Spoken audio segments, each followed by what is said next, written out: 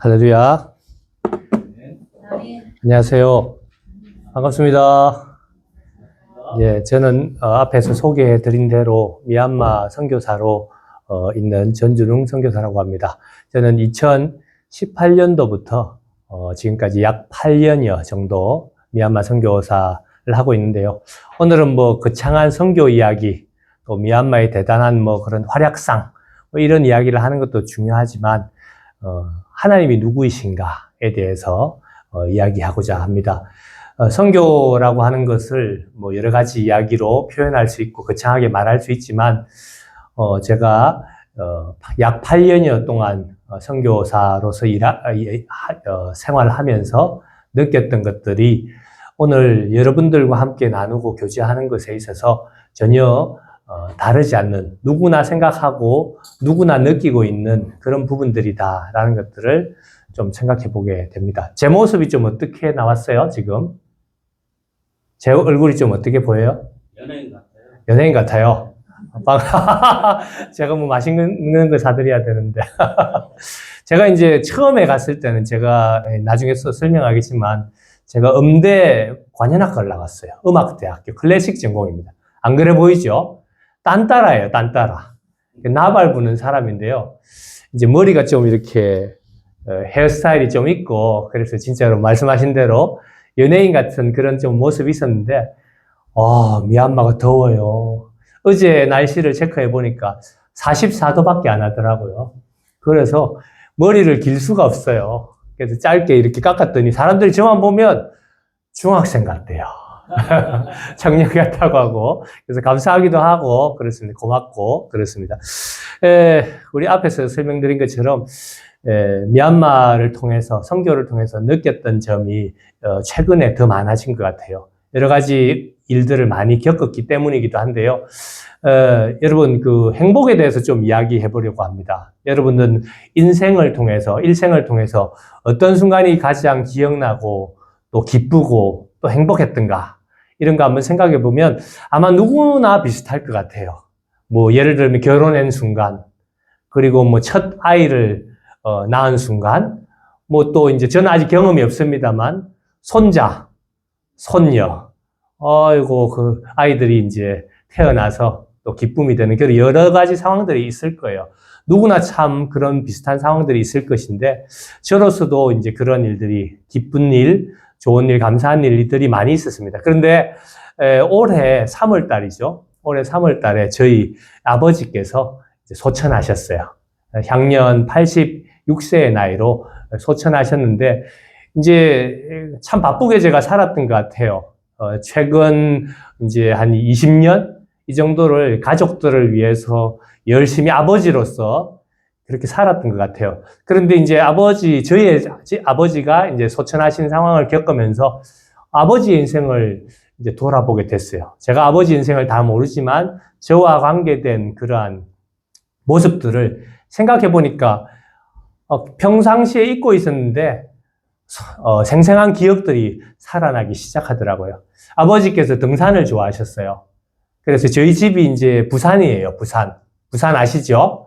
부산인데 이제 구포라고 하는 강변 쪽이었어요. 강변 쪽이 있고 산이 황령산이라는 산이 있어서 높은 산이 있죠. 그래서 아버지께서 늘 등산을 그렇게 자주 가셨어요. 그런데 꼭 형님도 있고 어머니도 있고 다른 사람들이 있는데 꼭 저만 깨워가지고 새벽에 5시, 6시 되면 꼭 저만 깨워서 그렇게 이제 등산을 가셨어요. 그래서 처음에는 못마땅했죠. 왜 저만 깨워서 갔나 했는데 지금 돌이켜보니까 아버지와의 관계에 있어서 그게 이제 참 둘도 없는 그런 추억이 되는 것을 봐요. 이제 그 산 꼭대기에 올라가서 풍경을 보면 김해평야가 쫙 보여요. 김해평야의 들판에 벼가 익어가고, 그리고 강물, 낙동강이 쫙 흘러요.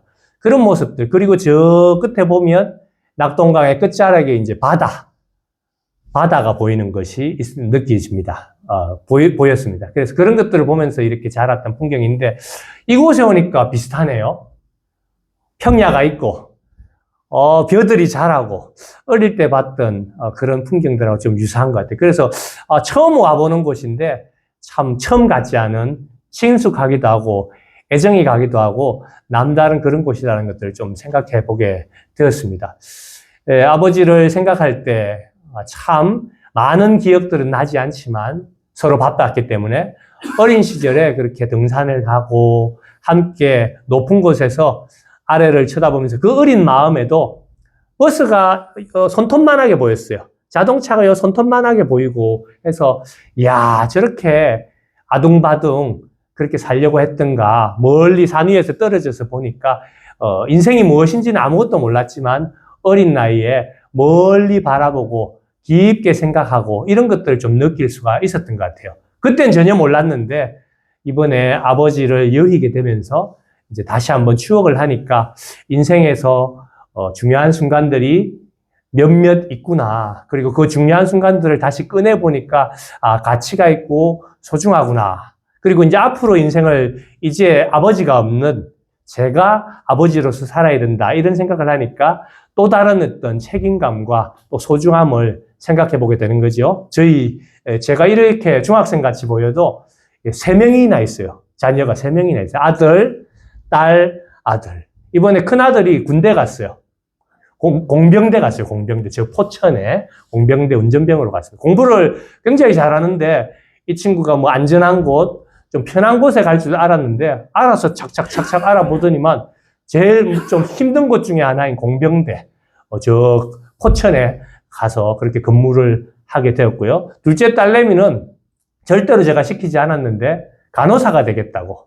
그래서 미얀마로 돌아와서 저를 돕고 싶다고, 선교를 돕고 싶다고. 제가 절대로 강요하지 않았는데 말은 안 했지만 너무 참 말이라도 아이들이 그렇게 이제 준비를 잘해주는 걸 보니까 아버지로서 참 뿌듯하고 기쁘고 행복한 것을 느끼게 되었습니다. 인생에 의미가 있었다. 인생을 참 잘 살고 있구나. 이런 생각을 해보는 거죠. 그리고 이제 다시 한번 앞으로 어떻게 살아야 될 것인가. 앞으로 어떻게 준비해야 될 것인가. 이런 것들을 생각해 보게 되는 것입니다. 오늘 저와 여러분의 삶에 있어서 여러 가지 지금 당장 생각할 때 하고 싶은 것, 해야 할 것들 있겠지만 예수 그리스도를 믿는 믿음의 사람들은 반드시 해야 할 것이 있다라는 것입니다. 하고 싶은 것, 할 수 있는 것이 있지만 해야 하는 것을 먼저 생각해야 된다라는 것들을 보게 되는 것이죠. 오늘 읽었던 말씀 요한복음 3장 16절 너무나 잘 알고 계시죠. 하나님이 세상을 이처럼 사랑하사 독생자를 주셨으니 이는 그를 믿는 자마다 멸망치 않고 영생을 얻게 하려 하심이라. 하나님이 누구이신가에 대해서 생각해 봅니다. 하나님이 세상을 너무나 사랑하셨기 때문에 하나뿐인 아들, 독생자를 주셨다라고 말씀하고 있는 거죠. 누굴 주셨다고요?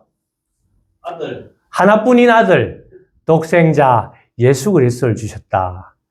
아버지이신 하나님께서 하나뿐인 아들, 예수 그리스도를 이 땅 가운데 주셨다. 그러면 이제 저희들이 하나님과의 관계가 어떤 관계인가를 생각해 볼 수가 있겠죠.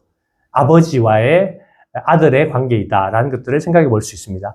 우리 창세기 1장 18절 말씀에 보면은 하나님께서 모든 만물을 창조하시고 특별히 해와 달을 창조하셨어요. 그리고 이 두 광명체를 통해서 낮과 밤을 주관하게 하시고 또 이제 낮과 밤을 분리해서 볼 수 있는 그런 일들을 역할을 주셨다라고 말씀하고 있어요. 다시 한번 생각해 보면 하나님께서 천지를 창조하셨을 때에 그 하나하나 창조하신 것들을 각자 고유의 역할, 고유의 업무를 주셨다라고 생각해 볼 수가 있습니다. 저와 여러분들이 어떤 삶을 사셨는지, 어떤 일생을 살아오셨는지 다 알 수 없지만 하나님께서 저와 여러분을 창조해 주신 줄로 믿습니다. 하나님께서 저와 여러분에게 고유한 역할을 주신 줄 믿습니다. 아멘. 이름이 뭐예요? 저는 전준웅입니다. 생긴 건 이렇게 곱상하지만 아버지께서 이름의 뜻이 남자다운 사람, 중걸준 영웅웅자 해가지고 남자답게 살아라 이런 역할을 주신 것 같아요. 저도 이제 저희 아들들에게 이름을 지어주었습니다. 첫째 아이는 전훈이라고요.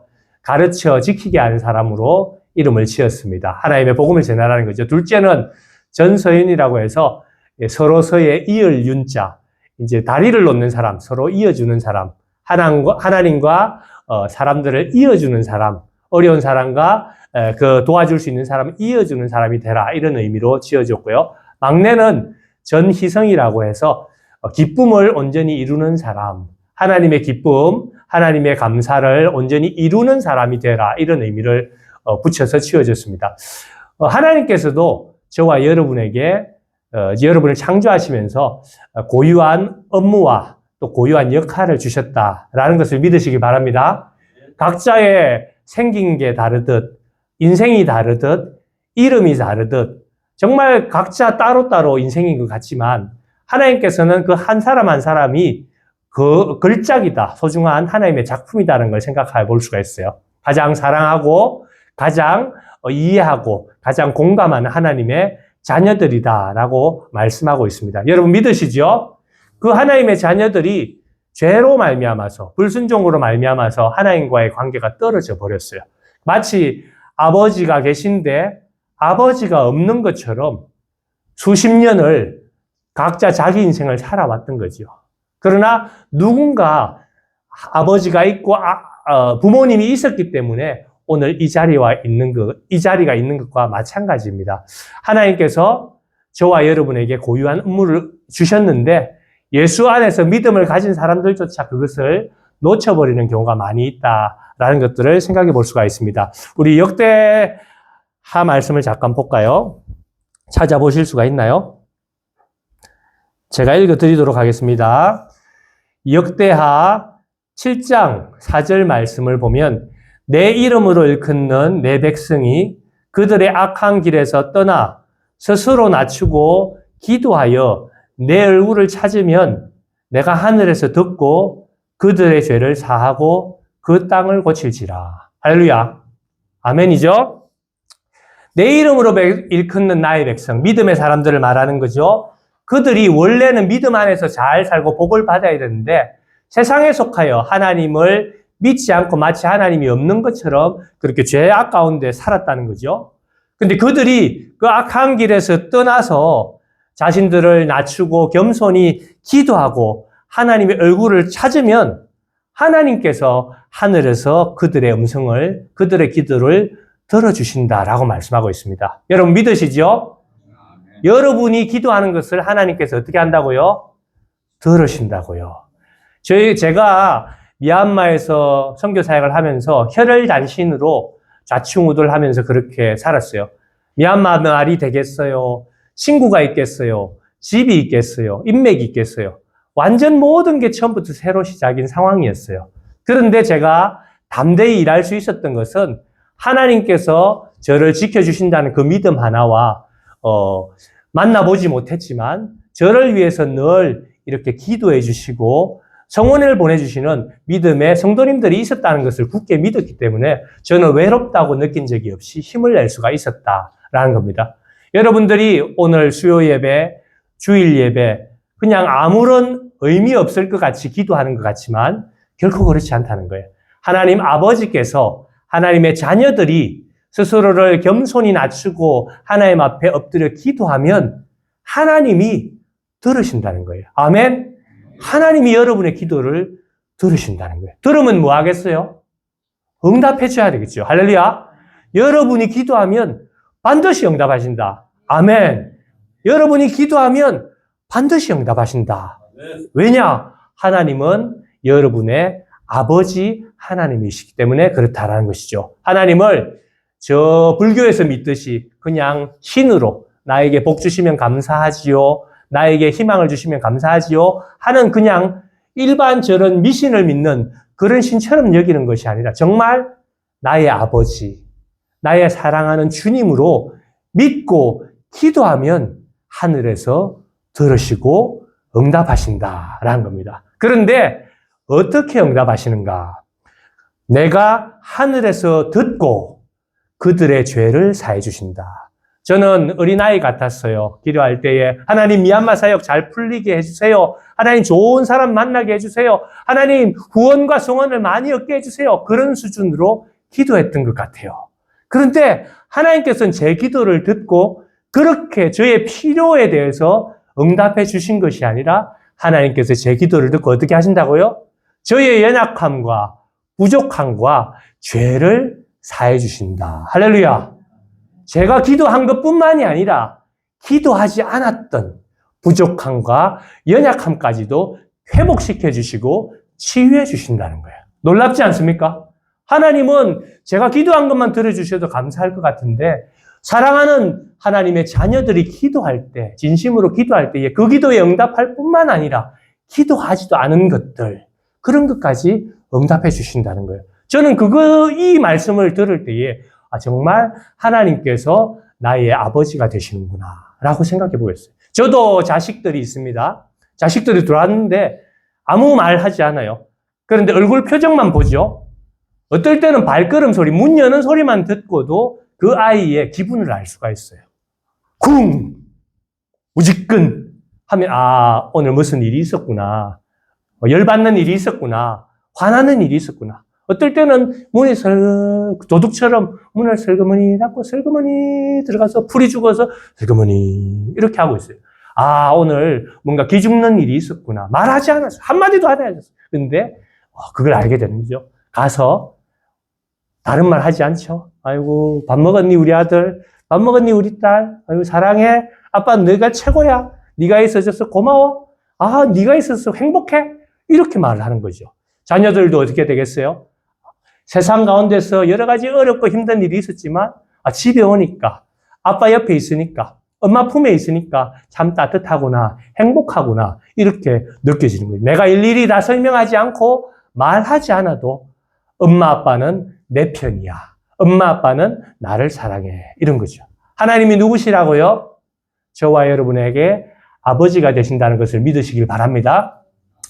나의 기도의 제목과 때론 걱정과 근심, 염려가 있을지라도 내가 기도하면 하나님께서 듣고 나의 죄를 사해 주십니다. 그리고 어떻게 응답하시는가? 내가 하늘에서 듣고 그들의 죄를 사하고 그 땅을 고치지라. 할렐루야. 내가 속한 곳, 내가 속한 마을, 내가 속한 나라, 내가 속한 민족에게 복을 주신다는 거예요. 놀랍지 않습니까? 내가 하나님께 기도하는 기도가 별것 아닌 것 같지만 절대 그렇지 않다. 여러분이 오늘 미얀마를 위해서 기도하는 거 그냥 여러 기도 중에 하나인 것 같지만 하나님은 흘러듣지 않는다라는 겁니다. 내가 나의 사랑하는 자녀들이 기도하면 하늘에서 듣고 그 자녀들의 삶을 새롭게 하고 회복게 하고 풍성케 할 뿐만 아니라 그들의 땅, 그들의 속한 곳을 새롭게 고쳐주신다라는 겁니다. 여러분, 대한민국이 지금 여러 가지 정치적으로, 여러 가지 상황적으로 또 남북 간의 대치 문제, 세계적인 경제 문제, 불안하지 않습니까? 어떻게 해야 될까요? 우리는 하나님께 기도해야 될 줄로 믿습니다. 기도하면 어떻게 된다고요? 내가 하늘에서 듣고 그들의 죄를 사하고 그 땅을 고칠지라. 할렐루야. 저와 여러분, 서울도 아니고 부산도 아니고 시골 같은 이곳에서 수요 예배를 지킨다는 것이 어떤 의미가 있습니까? 하나님께서 여러분의 기도를, 여러분의 예배를 받으신다. 할렐루야. 굳게 믿으시기를 바랍니다. 오늘 요한복음 3장 16절 다시 한번 하나님이 세상을 이처럼 사랑하신다. 어떻게 사랑하신다고요? 아버지의 마음으로 자식들을 사랑하고 걱정하듯이 하나님이 세상을 사랑하신다. 그래서 자기가 할 수 있는 가장 최고의 그것으로 축복을 해주셨다. 그것이 무엇입니까? 하나뿐인 독생자 예수 그리스도를 주셨다. 내가 이렇게 나의 가장 소중한 걸 주었으니 give and take. 내가 이만큼 줬으니 너도 이만큼 충성하고 봉사해. 내가 이렇게 10개를 줬으니 너도 10개를 갚아. 라고 말씀하시는 게 아니라 아버지처럼 대가를 바라지 않아요. 내가 세상을 이처럼 사랑해서 독생자를 주셨으니 이는 너도 뭔가를 해가 아니고 너희들이 그를 믿을 때에 라고 말씀하고 있는 겁니다. 내가 너희들에게 축복을 주고 구원을 베풀어 주니 너희들은 믿으라는 겁니다. 할렐루야. 하나님이 세상을 사랑하사 독생자 예수를 주셨는데 누구든지 남녀노소 빈부귀천 상관없이 그를 믿는 자에게는 영생을 허락해 주신다 라는 것을 말씀하고 있습니다. 할렐루야. 우리 영광의 박수 하나님께 올려드리겠습니다. 하나님께서 저와 여러분을 구원해 주시고 복을 베풀어 주신다. 우리가 할 수 있는 것은 무엇이라고요? 하나님을 나의 아버지 하나님으로, 나의 구원의 하나님으로, 나의 영생의 하나님으로 믿기만 하면 된다라는 것입니다. 그러면 멸망치 않고 영생을 얻게 하려 한다. 영생의 뜻을 몇 가지로 생각해 볼 수가 있겠습니다. 우리 요한복음 17장 3절 말씀해 보면 영생은 곧 유일하신 참 하나님과 그가 보내신 자 예수 그리스도를 아는 것이다 라는 겁니다. 오늘 저와 여러분이 많은 일을 해서 성과를 내어서 하나님께 영광 돌리는 것도 매우 중요하지만 잘 믿는 것도 매우 중요하다라는 겁니다. 기복신앙이라는 말을 들어보셨을 겁니다. 내가 잘 되고 나의 자녀들이 복받고 매우 중요한 일이지만 정말로 우리가 하나님의 그런 뜻과 계획을 알고 구원의 기쁨을 느끼고 하나님이 누구신지를 알게 된다면 정말로 우리가 어떻게 인생을 살아가야 될지를 다시 한번 생각해 볼 수가 있다라는 것입니다. 어떤 사람은 선교사로서, 어떤 사람은 농부로서, 어떤 사람은 사업가로서, 어떤 사람은 목사로서, 어떤 사람은 주부로서 각자의 자리는 다르지만 그 자리에서 하나님을 사랑하고 하나님을 이해하고 하나님을 공감하는 가운데에 믿음을 가지고 기도하고 함께 있는 자들을 축복하고 살아가는 것. 그것을 하나님께서 기뻐하신다는 것을 믿으시길 바랍니다. 영생이 뭐라고요? 하나님 아버지, 유일하신 참 하나님과 그가 보내신 자 예수 그리스도를 아는 것이다 라는 겁니다. 흔히 복받기 원하는 분들이 영생이라고 말하면 영원히 사는 것, 영원히 복받는 것 이런 것만 생각해 볼 수가 있어요. 그런데 영원한 생명만 얻는다고 그것이 정말 축복일까요? 영원한 생명만 얻는다고 그것이 축복일까요? 예를 들면 이런 거죠. 영원한 생명이 있는데 내가 병이 있어요. 영원히 병을 가지고 있는 상태. 내가 도둑질을 좀 해요. 근데 예수 믿고도 영생을 얻었어요. 근데 계속 영원히 도적질하는 상태. 내가 좀 막 남을 미워하고 이런 마음들이 좀 있어요. 예수 믿기 전에. 근데 예수 믿고 나서 영생을 받았지요. 그러고 나서 영원히 계속해서 남을 미워하는 마음이 있다면 그것은 영생이라고 볼 수가 없는 것입니다. 그러면 두 가지가 있겠죠. 첫 번째는 영원히 사는 구원에 대한 그런 은혜가 있고 두 번째는 뭡니까? 영생이라고 하는 것은 영원히 어떻게 살 것인가? 따라해 볼까요? 영원히 어떻게 살 것인가? 결단의 문제가 있다라는 것을 생각해 볼 수가 있습니다. 오늘 피곤합니다. 농사를 짓고 피곤하고 직장에 갔다 피곤하지만 다른 거 선택하지 않고 수요 예배 자리를 지키기 위해서 결단하고 오신 거잖아요. 이런 것들인 겁니다. 다른 것들을 할 수 있지만 내가 하고 싶은 것 있고 먹고 싶은 것 있고 만나고 싶은 것 있지만 또 내가 할 수 있는 것들 많이 있어요.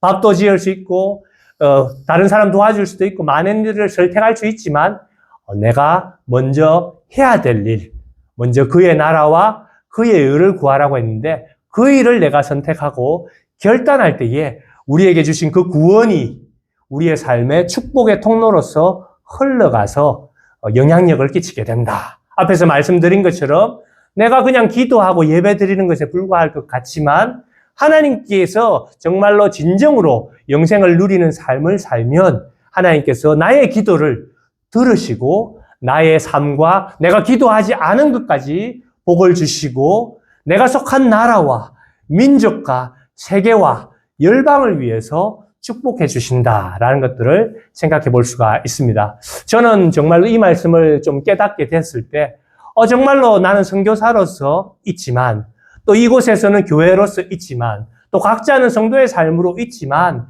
믿음 안에서 연합하여서 함께 하나님께 감사하면서 기도하고 예배하면 정말로 우리를 통해서 이 땅이 변화되고 이 땅이 복을 받는다는 사실을 믿게 되었습니다. 오늘 저와 여러분 하나님께서 여러분들을 사랑하신다는 것을 믿으시길 바랍니다. 아버지 하나님으로서 여러분을 사랑하시면 여러분은 어떻게 될까요? 그 사랑하시는 하나님을 믿고 어떻게 살아가야 될 것인지 날마다 결단하면서 승리할 수 있기를 간절히 소망합니다. 우리 미얀마 소개를 잠깐 할게요. PPT 볼 수 있나요? 예, 자, 첫 번째 사진 한번 볼까요? 저기가 이제 미얀마 만달레이라는 곳입니다. 불과 몇 달 전에 3월 달에 지진이 나서 7.7의 지진이, 잘 안 보이는군요. 예, 7.7, 강도 7.7의 첫 번째 장면 한번 볼까요? 예, 강도 7.7의 지진이 나서 막 엉망이 됐습니다. 저곳은 이제 만달레이의 그레이트 힐이라는 산 꼭대기 전망대가 있는데 그곳에서 이제 바라볼 때 미얀마가 보인 게 아니고요. 미얀마 넘어, 국경 넘어가 보였어요. 이해할 수가 없었어요.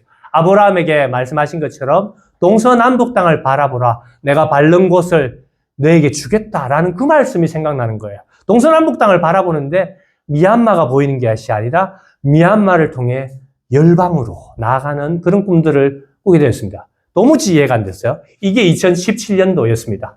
그러면서 선교로의 부르심으로 느끼고 미얀마 선교를 하겠다고 결단했습니다. 근데 참 제가 이제 소심한 A형이다 보니까 하나님께 이제 표적을 구했어요. 하나님, 제가 정말 선교사로 부름받았다는 것을 표적을 나타내 주시옵소서 했을 때 어떤 일이 일어났을까요?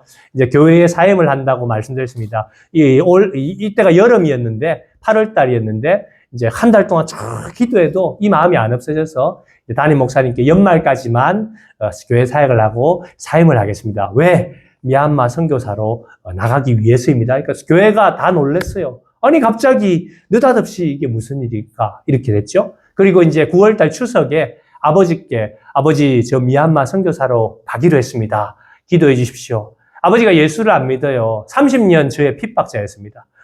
얼마나 핍박을 했는지요. 예수 믿으라고 하면 너나 믿으라 하면서 주먹질, 침도 뱉고요. 소금도 뿌리고요. 사람들이 많은 데서 빨길질 하면서 모욕을 주기도 했고요. 여러 차례 그런 난동을 경험하기도 했습니다. 근데 이제 계속 복음을 전해도 변화가 없었어요. 그런데 하나님의 부르심에 도무지 아무것도 믿어지지 않았지만 나를 사랑하시는 하나님, 그분 한 분만 믿고 미얀마가 어딘지도 모르는 상태에서 그냥 가겠습니다 라고 순종을 하고 아버지께 예수 믿을 때의 아버지의 삶이 정말 복이 있습니다 라고 말했더니 아버지께서 말씀하셨어요. 평상시 같으면 개새끼 소새끼 하면서 욕을 했을 아버지가 아멘 할렐루야 할렐루야 믿어지십니까? 30년 동안 저를 괴롭혔던 그 아버지가 예수 믿으세요 라고 하니까 아멘 할렐루야 하는 거예요. 도무지 이해가 안 되는 거예요. 하나님께 순종했을 뿐인데, 믿음으로 결단했을 뿐인데, 하나님, 아버지가 예수를 믿겠다는 거예요. 그리고 몸이 불편하셔서 교회는 못 나갔지만, 제가 이제 미얀마 선교하다가 나와서 이제 설교도 하고, 말씀을 읽어주고, 믿으시죠? 복 받으실 거죠? 아멘! 할렐루야! 이렇게 말씀하시는 거예요. 야, 이거보다 더 큰 표적이 있나? 하나님, 저 열심히 하겠습니다 하고, 그때부터 이제 열심히 미얀마 선교를 했죠. 그 다음 장 볼까요? 미얀마는 저 빨간 점 찍힌 곳이 미얀마입니다. 동쪽으로는 저렇게 태국도 있고, 라오스도 있고, 베트남도 있는 동남아시아. 서쪽으로는 인도도 있고, 방글라데시도 있죠. 그렇게 서남아시아. 북쪽으로는 중국도 있고, 몽골도 있고, 중앙아시아. 희한하죠? 미얀마라는 곳은 동남아시아의 끝자락에 동남아시아에도 포함되고, 서남아시아에도 포함되고 중앙아시아에도 포함되는 희한한 나라입니다. 135개의 종족이 함께 살고 있는 나라예요. 진짜 언어가 다 달라요. 4개국어, 5개국어씩 다 해요. 옆 나라 언어가 다르기 때문에 옆에 동네, 우리나라 같으면 전라도, 경상도가 있는데 말이, 언어가, 복장이 정말 다 다른 거예요. 그런 나라인데 저렇게 딱 중앙의 지점에서 동남아시아, 중앙아시아, 서남아시아의 중간 나라로서 저렇게 살고 있어서 이게 참 복음에 큰 역할을 하겠다 생각해 보게 되었습니다. 그 다음 장 볼까요? 예, 말씀드린 것처럼 저 미얀마라는 나라는 인구의 90%가 불교를 믿어요. 그리고 135개의 나라가 있는데 우리나라처럼 영국의 식민 지배를 받았어요. 100년 동안. 그래서 다른 여러 종족들에 여러 나라에 비해서 영어를 잘해요. 영어. 그러니까 국제적으로 어딜 가더라도 영어가 잘 되는 거죠. 그리고 이제 여러 종족, 135개의 종족이 함께 사니까 서로 다른 것들이 정상적인 거예요. 그러니까 제가 미얀마 말을 못하고 해도 이해를 하는 거예요. 외국인이 미얀마에 와서 미얀마 말을 잘하는 것은 이상한 거다. 오히려 이상한 거다. 못하니까 그게 정상적인 거다. 이렇게 이해를 하는 거죠. 그러면 그들의 행동이 어떻게 될까요? 잘 못하고 부족하니까 도와줘야지. 이런 마음이 있는 거예요. 그래서 전 세계 기부 1위의 나라가 미얀마입니다. 못 살고 가장 가난한 나라 중에 하나지만 기부를 전 세계에서 제일 많이 하는 나라. 내가 콩 2개가 있으면 콩 하나만 먹어도 오늘은 살 수 있어. 그럼 나머지 콩은 못 먹는 이웃에게 주는 나라예요. 그래서 굶어 죽는 사람이 없는 나라. 너무 가난한 나라인데도 불구하고 굶어 죽는 사람이 없는 그런 나라입니다. 이런 사람들이 하나님 안에서 변화가 되면 어떤 일이 일어날까요? 영어를 잘해요. 다른 사람들 이해하고 잘 도와줘요. 사랑해요. 기본 이런 바탕이 있는 사람들이 하나님의 축복을 받고 예수를 믿고 복음을 듣고 사역자가 되면 어떤 일이 일어날까요? 정말로 미얀마를 통해 열방으로 나가는 그런 꿈들이 세워질 것이다라는 확신을 가지게 됐습니다. 아시는 것처럼 현재도 여러 가지로 바쁘죠. 자, 그다음 보겠습니다. 저는 2018년도부터 이제 본격적으로 사역을 했는데 의료 선교도 하고 그리고 이제 현지 교회를 찾아가서 공연도 하고 또 청년들을 모아놓고 집회도 하고 또 이제 학교에 가서 이제 음악 교육을 가르쳐주는 그런 일들도 다양하게 했습니다. 그 다음 볼까요? 이제 2019년도에 음악 전문학교 미얀마 프레이징 스쿨이라는 곳에서 몇 년 동안 이제 교수 사역을 했죠. 전국에서 모인 많은 학생들을 그렇게 가르쳐 주었습니다. 그 다음 볼까요? 근데 이제 학생들 중에 졸업을 하게 되는데 졸업생들이 이제 방치가 되고 잘 관리가 안 되는 걸 봤어요. 그래서 저는 이제 양곤에 있는데, 미얀마 양곤에 있는데 그쪽에 있는 졸업생들을 만나게 됐죠. 너무 잘하는 우수한 학생들인데 뭐 하고 있냐 물어보니까 이제 음식점에서 이제 배달 아르바이트를 하고 있다. 그리고 컴퓨터 회사에서 컴퓨터 부품을 조립하고 있다. 이런 걸 보게 됐어요.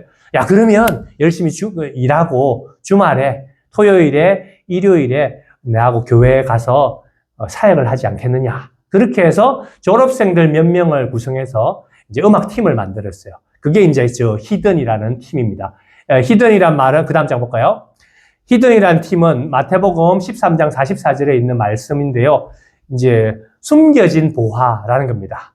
누구든지 하나님의 그 숨겨진 보화, 가장 가치 있는 소중한 것들을 가지고 있다. 예수 믿고 복을 받는데 그 복이 내 안에 숨겨져 있다는 거죠. 근데 평상시에는 잘 그게 있는지 없는지 몰라요.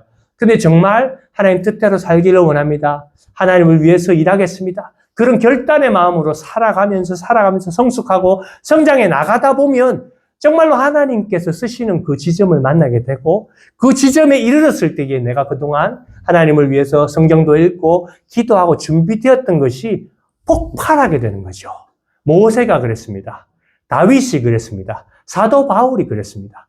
평상시에는 믿음으로 산다 하면서도 영향력이 없는 삶이었지만 그들이 여러 가지 과정을 통해서 정말 주님을 만나고 주님을 믿고 결단했을 때에 민족을 구원하는 이스라엘 민족을 홍해를 가르고 이스라엘 민족을 구원하는 구원자로 사용하고 유럽 전체에 교회를 세우는 그런 복음의 능력자로 만들기도 하고 흐트러진 이스라엘을 새롭게 세우는 이스라엘 왕국을 건설하는 그런 하나님의 사람으로 쓰임받게 된다. 숨겨진 부하가 저와 여러분에게도 있다. 나는 아니에요. 난 능력 없어요. 나는 이제 나이가 많아요. 나는 힘도 없어요. 라고 말하지만 어떻게 된다고요? 내가 정말 하나님을 믿고 결단하고 기도하면 하늘에서 듣고 그 기도에 응답하고 그 기도는 내 개인적인 역량뿐만 아니라 이 세상을 변화시킨다. 이 나라를 변화시킨다. 이 민족을 변화시킨다. 선교지를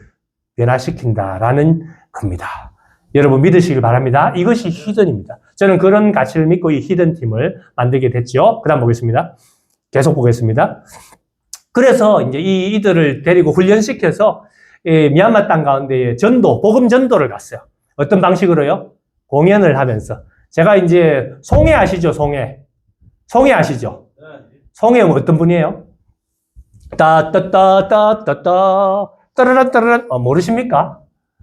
전국 아시네요. 전국 노래자랑 사회자잖아요. 저도 이제 송해 다음 가는 노래자랑 사회자입니다. 그래서 이제 복음 전도를 가면 그 어떤 마을에 바구라는 마을에 가면 그 마을에 노래 잔치를 열어줘요. 동장님도 오세요. 이장님도 오세요 해서 노래잔치 해주면, 아이고 이장님은 특별히 세 곡을 저희가 반주해 드리겠습니다. 너무 좋아요. 다른 사람도 한 곡밖에 안 해주지만 우리 이장님은 특별히 세 곡을 해드리겠습니다. 너무 좋아요. 그러면 세 곡 정말 해주나요? 하면 이제 세 곡 해주면 반주 중짜자작작 쿵짝쿵짝 꽃피히른 하면서 이제 노래를 합니다. 그리고 하면 마을 사람들이 풍성하고 마음이 열리죠. 기분이 좋아지고. 그러면 이제 제가 또 마이크를 잡고 한마디, 저도 한마디 해도 되겠습니까? 5분만 주시면 되겠습니다. 한 곡 연주해 드리고 싶은데 한 말씀 드릴게요. 하고 뭘 하겠어요? 복음 전하는 거죠. 복음 전하는 거죠. 예수 믿을 때에 복을 얻습니다. 여러분, 예수가 그리스도입니다. 하고 막 복음을 전하고 노래, 어메이징 그레이스라든지 이런 거 막 노래 딱 하고 합니다. 제일 좋아하는 노래 뭔 줄 알아요? 마귀들과 싸울지라. 우리가 이제 공연을 하니까 이 마귀들과 싸울지라 하면 음악만 나오잖아요. 나팔을 부니까 쿵짜자작작 쿵짝쿵짝 나오니까 뭔지 모르는데 힘이 넘치고 하니까 막 박수 치면서 좋아해요. 근데 우리는 영적 전쟁을 하는 거죠. 마귀들과 싸울지라 이 말 가운데 마귀들은 물러가고 우리 주님이 승리하신다 이렇게 하고 복음 전하고 싹 빠져나오고 하죠. 그렇게 저기 지금 사진에 보이는 것은 중북부 지역에 있는 빠오 종족이 살고 있는 마을입니다. 약간 이제 1500m 고산 지역이라서 사람들이 두근을 쓰고 그렇게 이제 있죠. 빠오 종족의 마을 노래 잔치를 하고 저도 이제 나와서 소개도 받고 복음 전하는 그런 시간을 저런 식으로 가졌다. 자, 그 다음 볼까요? 여기는 이제 그 남쪽에 좀 따뜻한 곳에 있는 다웅지가 딸지라는 곳입니다. 양곤에서 한 3시간 정도 거리에 떨어져 있는 곳인데요. 저곳에서 또 마을 주민들을 모아놓고 또 저렇게 복음을 전하고 찬양을 하는 겁니다. 그 다음 보겠습니다. 그 다음에 저기는 이제 양곤에서 남쪽에 떨어져 있는 강 건너 저 외간 유배지 같은 딸린이라는 곳인데요. 거기에 노인 요양시설이 있는데 약 1,500명이 있는데 코로나 때 800명이 죽었어요. 코로나로 인해서 방치되어 버린 거죠. 그래서 막 아무도 찾아가지 않아요. 뭐 냄새가 나고 시체들이 쌓였는데 화장할 여력이 안 되니까 화장 뭐 한두 구 할 동안 시체들은 뭐 열 몇 구씩 쌓여가니까 이게 도저히 감당이 안 되는 그런 수준인데 저곳에 찾아갔습니다. 냄새가 나고 하지만 막 공연을 했어요. 처음에는 이제 홀에서 공연하는데 사람들이 안 오는 거예요. 왜 못 오냐 하니까 어르신들 거동이 불편하니까 오기 어렵다. 그래요? 저희가 가겠습니다 하고 뭐 나팔 들고 기타 들고 찾아갔죠. 그래서 이제 우리나라로 치면은 뭐 소양강 처녀 같은 거, 가족 뭐 이런 거 있지 않습니까? 어머니, 아버지 뭐 이런 것들 미얀마 노래를 멜로디로 막 불어들으니까 눈물을 뚝뚝 흘리고 아니 자식도 친척도 찾아오지 않는데 외국인이 나를 다 찾아왔네.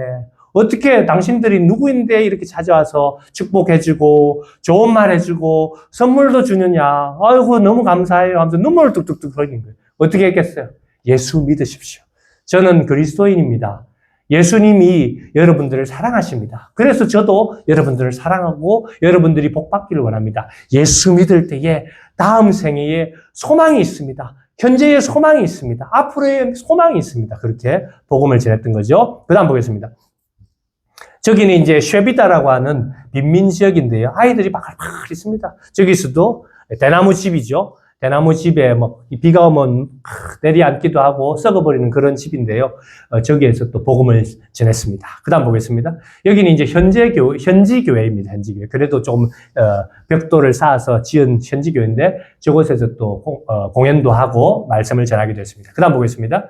이제 연말에 재작년이었죠. 그렇게 저희들이 가리키고 관계되어진 마을의 아이들을 다 모아서 저런 식으로 오케스트라를 만들어서 이제 가족들을 초청하고 해서 연말에 공연을 해서 약 400명을 모아놓고 공연했는데 안 믿는 분들이 많이 왔어요. 역시 저 때도 공연을 하고 중간에 복음을 전하고 그렇게 했습니다. 그 다음 보겠습니다.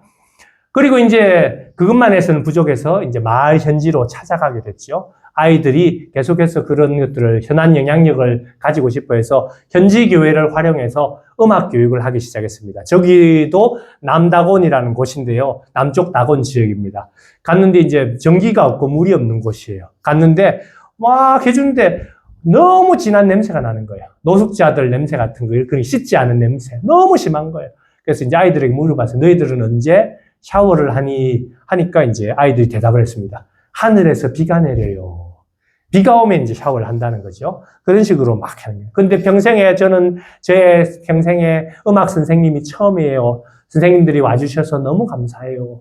하니까 뭐 냄새가 나도 그게 냄새가 더 이상 고약한 게 아니에요. 너무 사랑스럽고 그래서 제 아이들을 가르쳤습니다. 그 다음 보겠습니다. 저렇게 리코드도 가르치고 그 다음 보겠습니다. 또 다른 이제 유치원 시설인데요. 저기 가서 또 저런 식으로 음악을 가르치고 교육합니다. 그 다음 보겠습니다. 또 교회에서도 음악을 가르치고 했습니다. 그 다음입니다. 국제학교에서도 또 파견을 와달라라는 요청이 있어서 국제학교에 가서 또 믿지 않는 애들에게도 교육을 했습니다. 그 다음 보겠습니다. 여기는 저 다른 국제학교죠. 가서도 또 이렇게 교육을 했습니다. 그 다음 보겠습니다.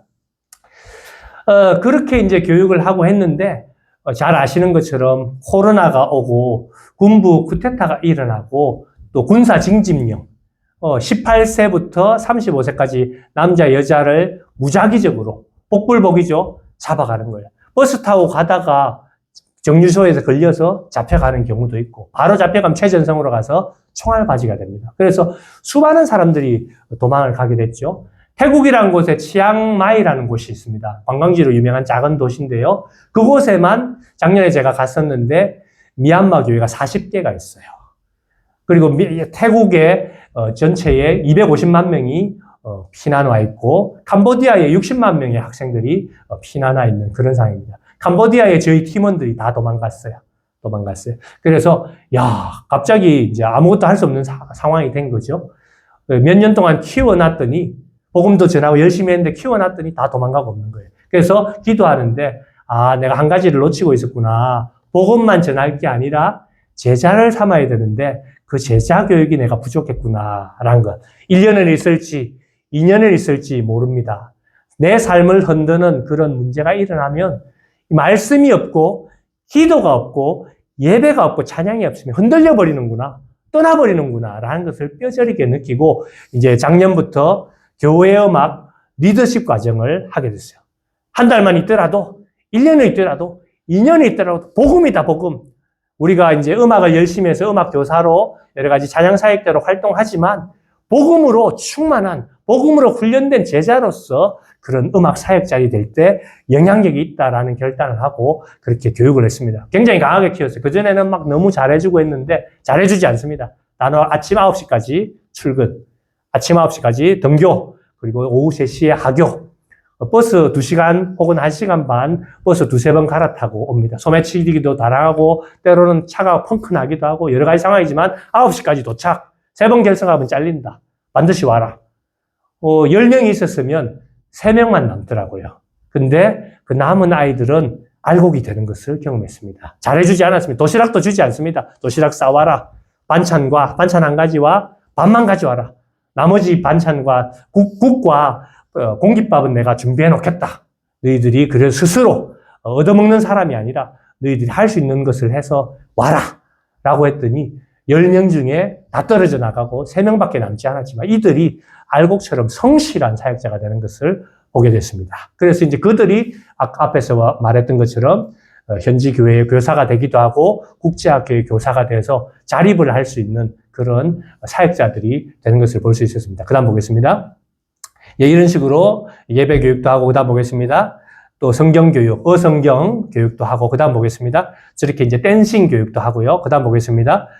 저렇게 이제 현지 목회자들, 현지 담임 목사들도 함께 모아서 이런 마음들을 나누고 미얀마를 위해서 우리가 기도해야 되지 않겠느냐. 미얀마를 위해서 우리가 예레미야와 같이 울어야 되지 않겠느냐. 그런 마음을 나누었습니다.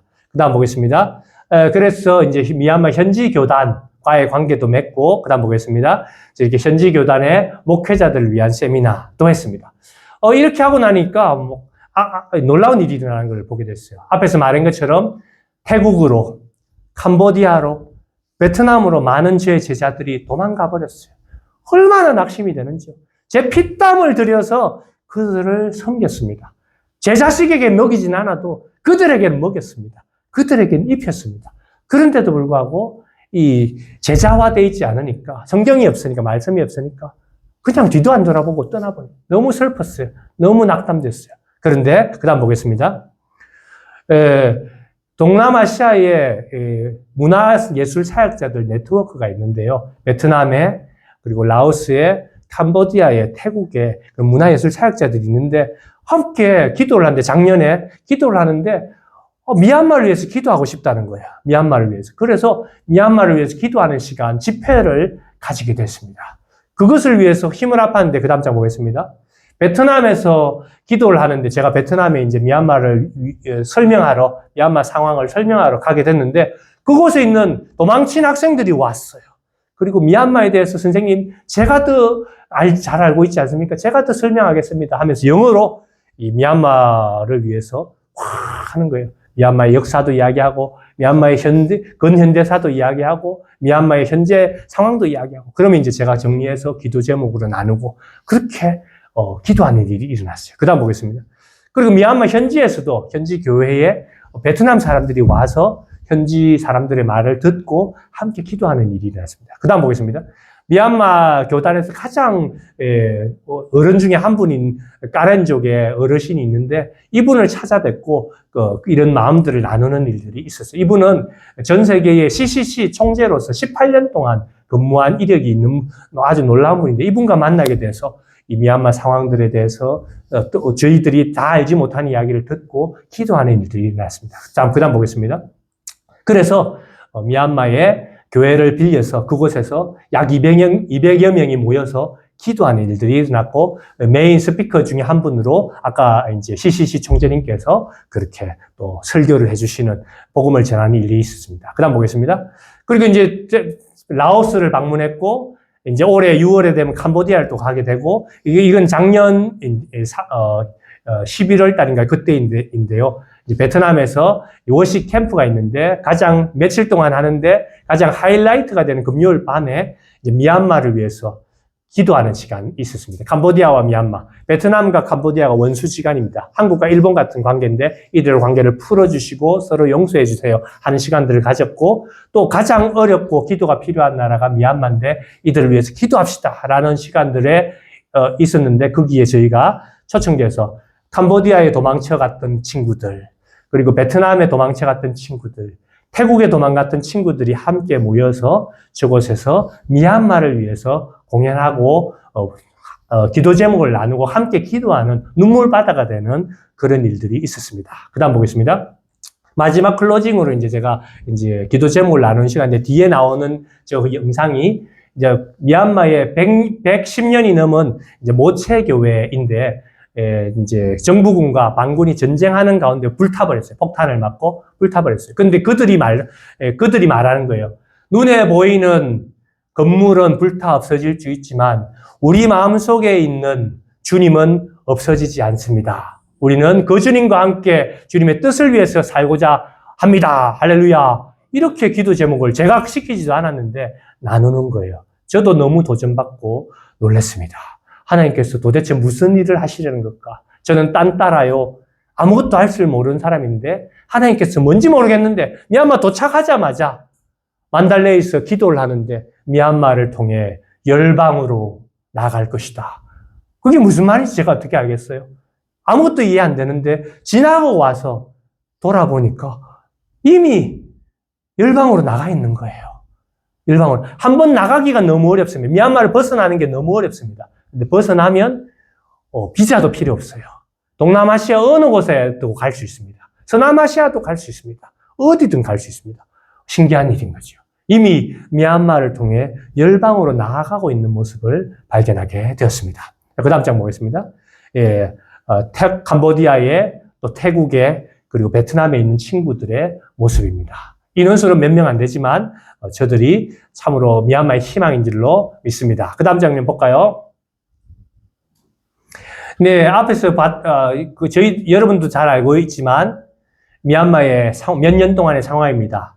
코로나의 상황이죠. 코로나의 상황. 산소 마스크가 없어서 죽는 것들을 많이 봤습니다. 저도 코로나에 걸려서 죽을 뻔했습니다.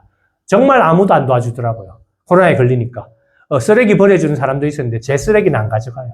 쓰레기가 집에 쌓이고 이제 가족들 피신했죠. 저만 살아 있었습니다. 저만 살아남아서 나는 미얀마를 지킨다. 죽어도 미얀마를 지킨다 하고 했는데 지금은 이렇게 잘생겼지만 코로나 걸렸을 때는 진짜 지금 이 모습에서 한 15kg 정도 빠졌습니다. 뼈만 남아있는 그런, 지금 제가 그 사진을 가지고 있는데 차마 보여드리지 못해요.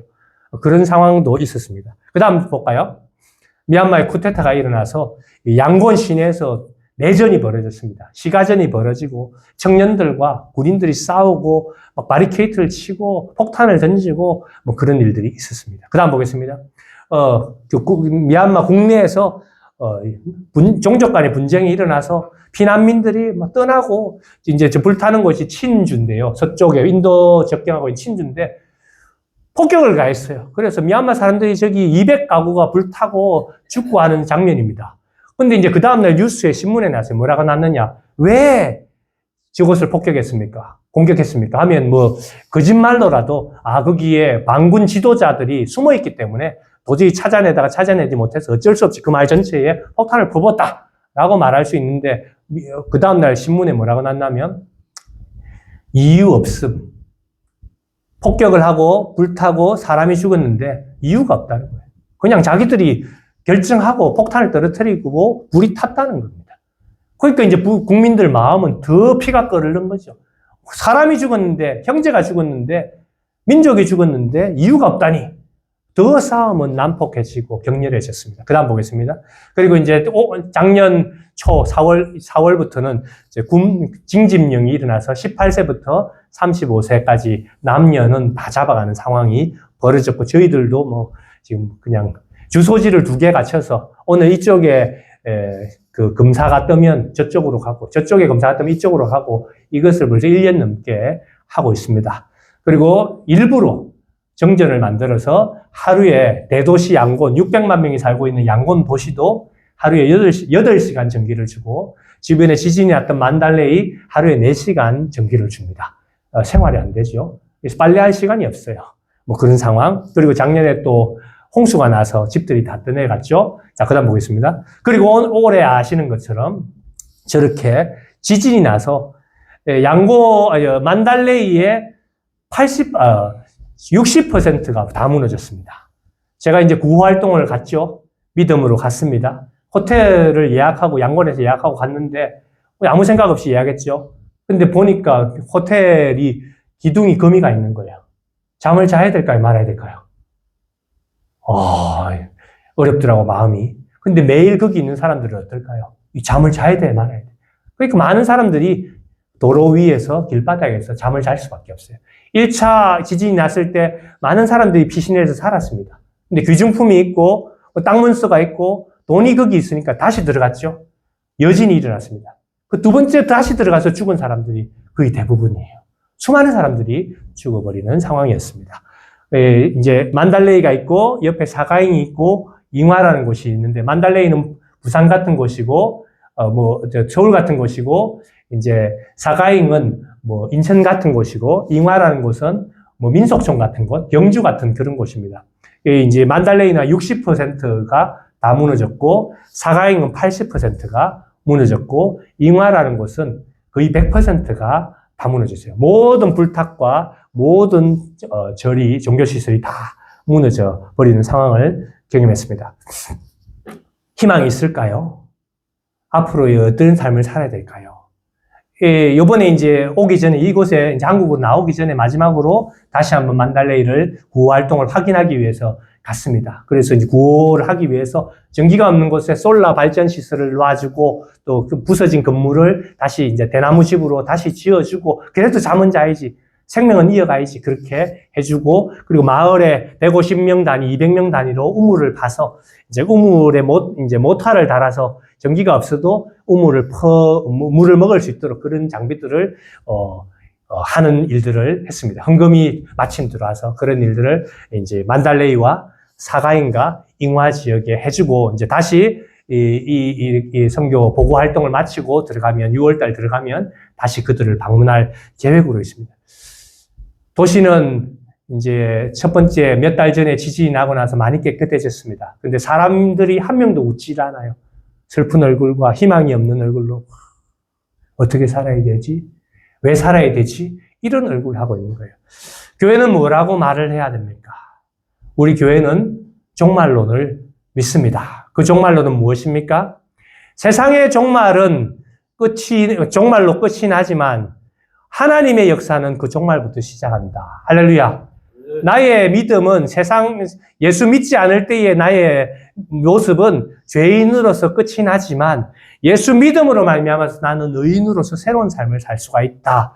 내가 죄악 가운데 하나님을 아버지로 알지 못하고 믿지 못할 때에는 내가 하나님의 영광과 하나님의 축복과는 상관이 없었지만 내가 그럼에도 불구하고 부족함에도 불구하고 예수 믿을 때에 하나님께서 나의 기도를 듣고 응답하시고 이 땅을 치유하신다라는 것이 다시 생각났어요. 눈에 보이는 건물은 다 부서져 버렸습니다. 사람들은 절망입니다. 그러나 우리는 절망이라고 말하지 않죠. 희망이다, 소망이다, 예수 믿으라고 말하는 거죠. 예수 믿을 때에 이 세상의 이 절망은 끝이 아니고 새로운 시작이요, 새로운 소망이다. 예수를 믿으라. 그리고 여러분들 함께 예수를 믿고 기도할 때에 하나님께서 여러분의 기도를 통해서 이 땅을 새롭게 세워주실 것이다. 그리고 교회들에게도 선언을 했습니다. 교회가 바로 그 앞잡이가 되어서 희망을 나누어 줘야 됩니다. 교회가 이런 어려운 상황 가운데, 세상 가운데에 교회를 열고 그들을 도와줘야 됩니다. 발벗고 나서야 됩니다. 이런 축복을 하고 나왔습니다. 그 다음 장 볼까요? 요한일서 2장 5절 누구든지 따라해볼까요? 누구든지. 이거는 남녀노소 빈부귀천 바로 여러분을 말하는 겁니다. 누구요? 여러분을 말하는 거예요. 누구든지 그의 말씀을 지키는 자는, 안 지켜서 문제지요. 순종 안 해서 문제지요. 지키기만 하면 누구든지 하나님의 사랑이 참으로 그 속에서 온전하게 되었나니. 할렐루야. 내가 온전하게 되는 게 아니고 내가 열심을 내어서 뭔가 되는 게 아니고 누구든지 아무것도 아닌 내가 주님을 믿고 주님의 말씀을 의지하고 그 말씀대로 살려고 반번을 칠 때, 도와주려고 할 때, 사랑을 하려고 할 때 나는 아무것도 못하지만 하나님의 사랑이 내 속에서, 그의 속에서 온전하게 되었나니 이로써 우리가 그의 안에 있는 줄 아느니라. 와, 내가 주님의 말씀을 통해서 복음을 전하고 도와줬을 뿐인데 하나님께서 그 땅을 축복해 주시고 그 땅을 새롭게 하시네. 내가 한 게 아니네. 주님의 은혜가 이루었네. 주님이 하신 거네. 라는 것을 깨닫게 되는 것입니다. 여러분 믿으십시오. 할렐루야. 여러분의 기도가 미얀마를 새롭게 합니다. 할렐루야. 절망 가운데 희망을 잃은 가운데 있는 그 미얀마지만 여러분들이 기도할 때에 여러분들의 기도를 통해서 여러분들의 마음 가운데에 새롭게 하나님의 역사가 일어난다는 것을 꼭 믿으시기를 간절히 바랍니다. 행복은 무엇입니까? 하나님의 그 사랑을 아는 것, 하나님을 새롭게 이해하는 것입니다. 여러분, 하나님이 누구십니까? 바로 저와 여러분의 아버지인 줄 믿습니다. 이 5월 가정의 달, 나의 아버지가 누구인가? 나를 낳아주신 부모님, 나의 가족들도 있지만 정말 내가 이 땅에 태어나기 전부터, 창세 전부터 나를 계획하시고 택하시고 복 주시려고 사용하시려고 하신 분이 누구신가?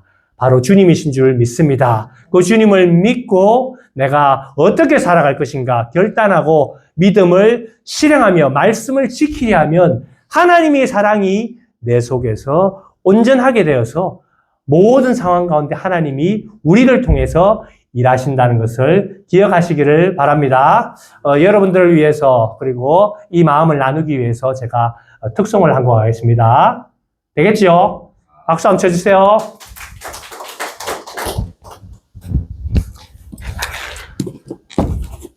특송을 한번 듣고 우리 함께 기도하는 시간을 가졌으면 좋겠습니다.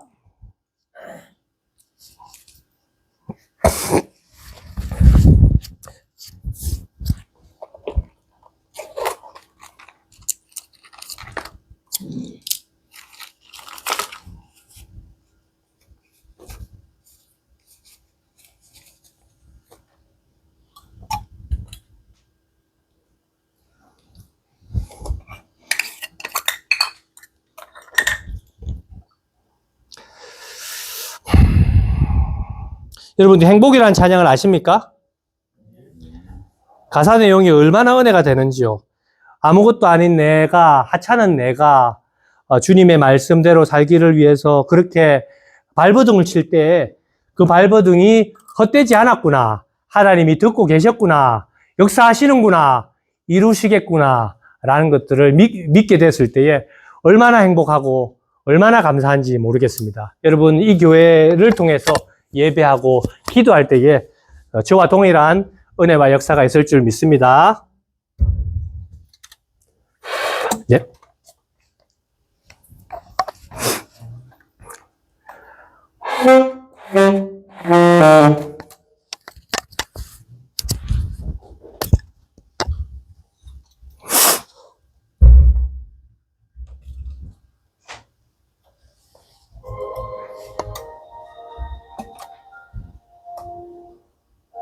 자, 처음부터 한번 해주십시오.